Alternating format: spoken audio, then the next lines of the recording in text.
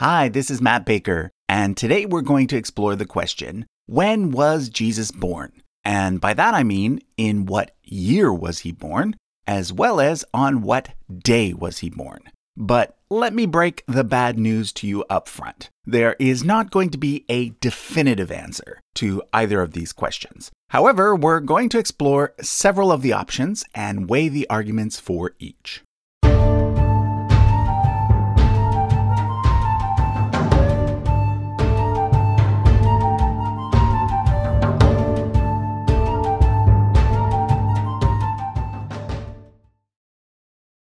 So we're going to first of all look at the year of Jesus' birth. And the first thing you need to know is that the answer is not year zero.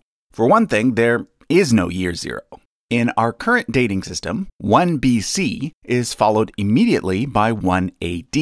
In addition to this, although the entire system was initially designed around the birth year of Jesus, historians have long recognized that those who did the initial calculations were likely off by at least a few years. So even though BC stands for before Christ, and AD stands for Anno Domini, which is Latin for in the year of our Lord, it doesn't mean that the current year, 2021, is actually exactly 2021 years since Jesus' birth. This is one of the reasons why most historians now use the more neutral terms, BCE, before the Common Era, and CE, Common Era. Otherwise, it gets kind of confusing because if we end up concluding that Jesus was born in a BC year, that would indicate that he was born before he was born. Okay, let me set the stage by telling you what was going on in the Mediterranean world around the time that Jesus was born. Note that on this chart, each black tick mark represents 1 year. I'm going to start with the year 63 BCE. This was the year that the Roman general Pompey laid siege to Jerusalem and thus ended up making Judea a client state of Rome. But at this point, Rome was not yet an empire. Instead, it was a republic dominated by 3 very powerful men, Crassus, Pompey, and Julius Caesar. Crassus died in 56 BCE, leaving Pompey and Caesar to battle it out. Civil war ensued and Caesar emerged as victor, becoming dictator of Rome. But as you probably know, Caesar was eventually assassinated. This key event happened in 44 BCE. Following Caesar's death, power was once again shared by 3 men. This time it was Lepidus, Mark Antony, and Caesar's adopted son, Octavian. Lepidus fell from power in 36 BCE, this time leaving Mark Antony and Octavian to battle it out. Octavian defeated Mark Antony, and in 27 BCE, he became the first emperor of Rome, taking on the name Augustus. Augustus ruled as emperor for 40 years, dying in the year 14 CE. He was then succeeded by his adopted son Tiberius, who reigned for 22 years, dying in the year 37 CE. So we now have 5 dates on the chart. These dates are all rock solid and undisputed by historians. We can thus use them as reference points as we go forward. Let's now talk specifically about Judea, which was the place where Jesus was born. Just prior to Pompey's conquest of Judea, there had been a civil war there, fought between 2 brothers, Hyrcanus and Aristobulus, both from the Hasmonean dynasty. That was the dynasty that descended from the Maccabees. Pompey ended up supporting Hyrcanus, and therefore after Pompey captured Jerusalem, he put Hyrcanus back in charge, but this time as a servant of Rome. But remember, Pompey was eventually defeated by Julius Caesar, and shortly after Pompey's defeat, Caesar found himself besieged in the city of Alexandria. At that moment, a Jewish convert named Antipater helped rescue him.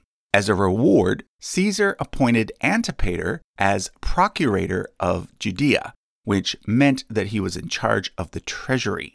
So, although Hyrcanus was the official leader, it was actually Antipater and his two sons who ended up wielding most of the power. One of those sons was named Herod. After Caesar died, Mark Antony was put in charge of the Roman territories in the east. And in the east, Rome's primary enemy was Parthia. In 40 BCE, Parthia conquered Judea and placed Hyrcanus' nephew on the throne instead. At this point, Herod, who was a good friend of Mark Antony's, fled to Rome for help, and to his surprise was appointed king of the Jews.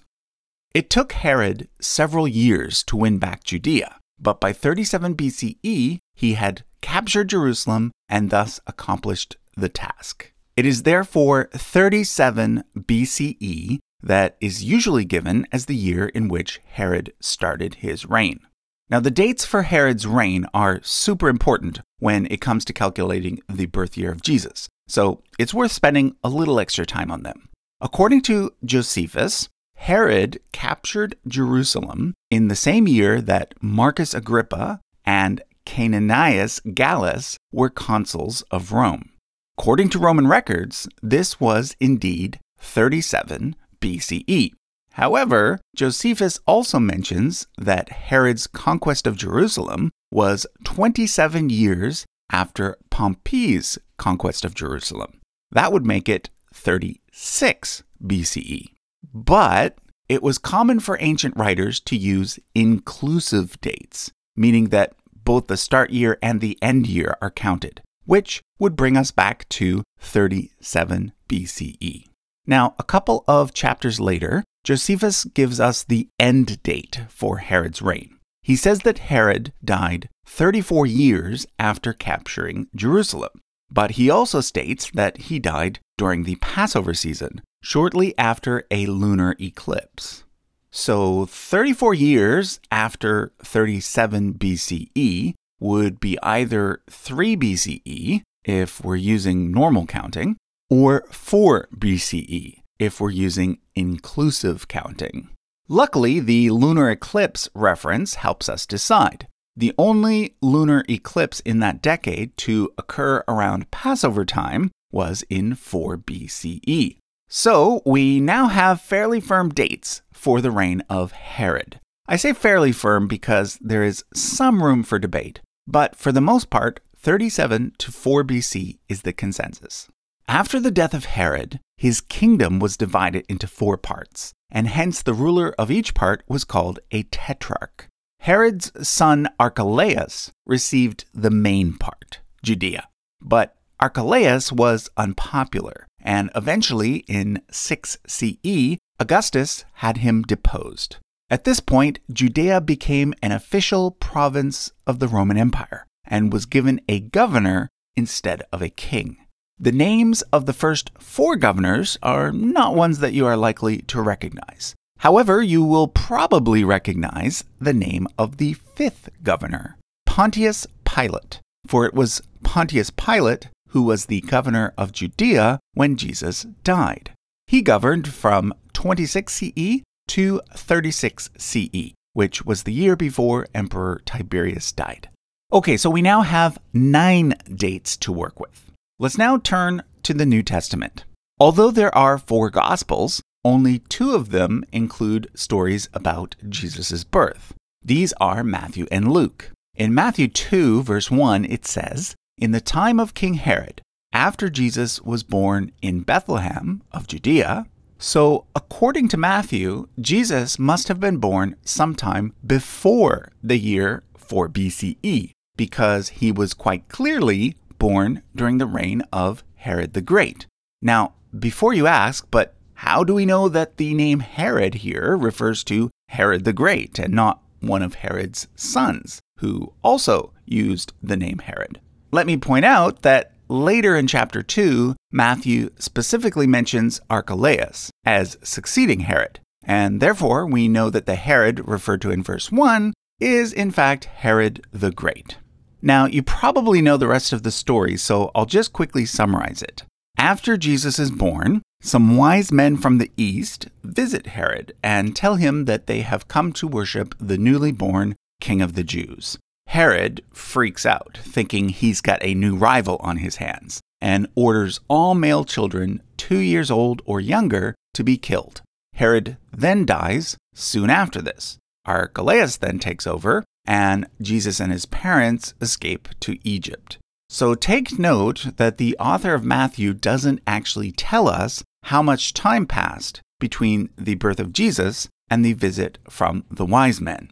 Herod orders all male children 2 years old or younger to be killed. So the assumption is that it could have been as much as 2 or 3 years, which means that the typical nativity scene is not very accurate. Not only does the Bible not state that there were 3 wise men, it also makes it pretty clear that the unknown number of wise men were not actually present at the birth of Jesus. If Herod died in the year 4 BCE, this means that, according to the Gospel of Matthew, Jesus was likely born somewhere between 6 BCE and 4 BCE. Let's now look at Luke. In Luke 1, verse 5, it says, "In the days of King Herod of Judea, there was a priest named Zechariah, who belonged to the priestly order of Abijah." It then goes on to talk about Zechariah's wife Elizabeth becoming miraculously pregnant, and then Elizabeth's relative Mary also becoming miraculously pregnant. However, 2 things are not clear. First, it's not clear which Herod he means, Herod the Great or Archelaus. Second, it's not clear how much time has passed between the statement, "In the days of Herod, there was a priest named Zechariah," and the story about Elizabeth and Mary becoming pregnant, which makes Luke chapter 2 all the more important. And Luke chapter 2 starts with some very clear chronological information.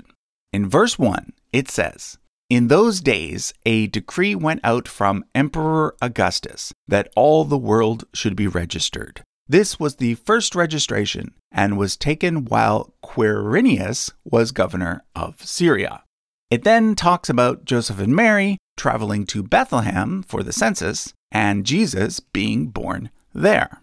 Which means that, according to the author of Luke, Jesus was born A, sometime when a man named Quirinius was governor of Syria, and B, sometime when a major census took place.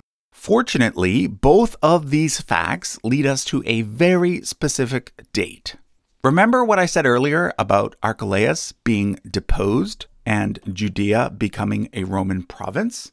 Well, at that point, Syria was already a Roman province. It thus already had a governor. And according to Roman records, that governor was a man named Quirinius. You see, when Rome took over Judea, the first thing Emperor Augustus did was send Governor Quirinius over from the nearby province of Syria to take a census, so that they would know how much tax revenue they could get. It wasn't a census of the entire empire, and it wasn't a census that required people to return to their hometowns. That was simply never done. But it was a census that became deeply ingrained in the memories of first century Jews. This is because it led to a major revolt under a man named Judas of Gamala, the founder of the Zealots. That revolt failed, but it set the stage for the Jewish-Roman tensions that eventually culminated in the destruction of the temple in 70 CE. So, yeah, the census of Quirinius was a pretty important event in Jewish history, and we know exactly when it occurred.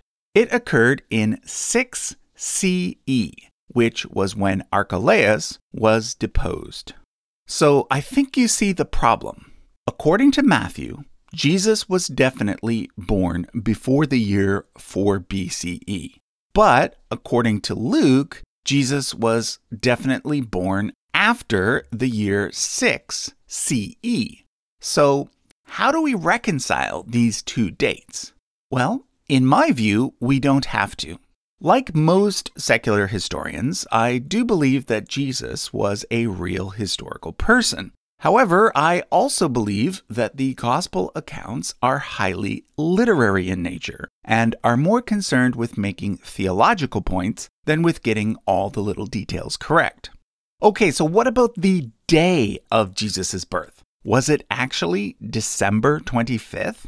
Well, I'd say the chances of Jesus having been born on that exact date are approximately 1 in 365.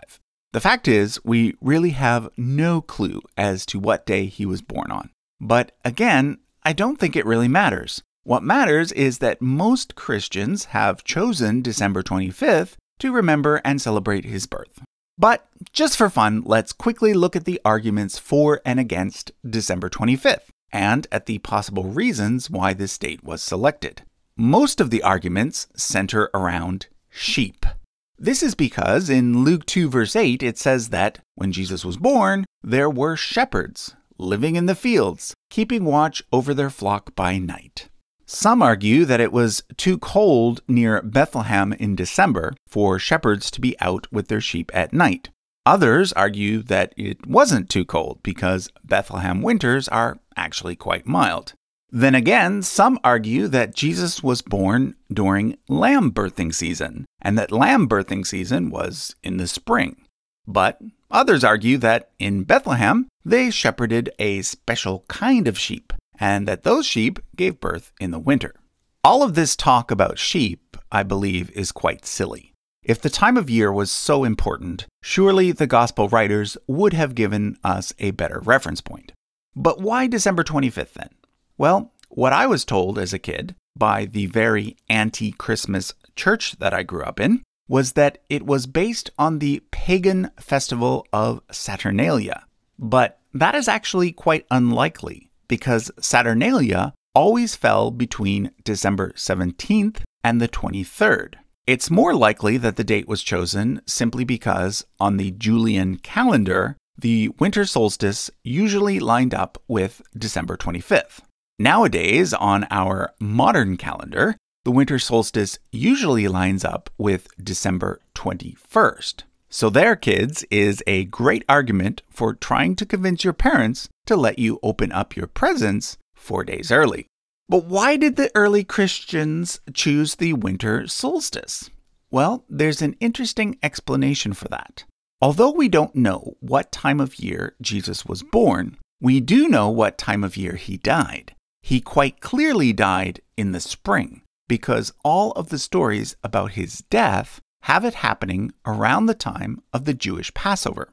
Passover occurs approximately around the same time as the spring equinox, which occurs exactly 9 months before the winter solstice. Some ancient people believed that great individuals always died on the same day that they were conceived. Therefore, if Jesus was conceived near the spring equinox, he would have been born near the winter solstice.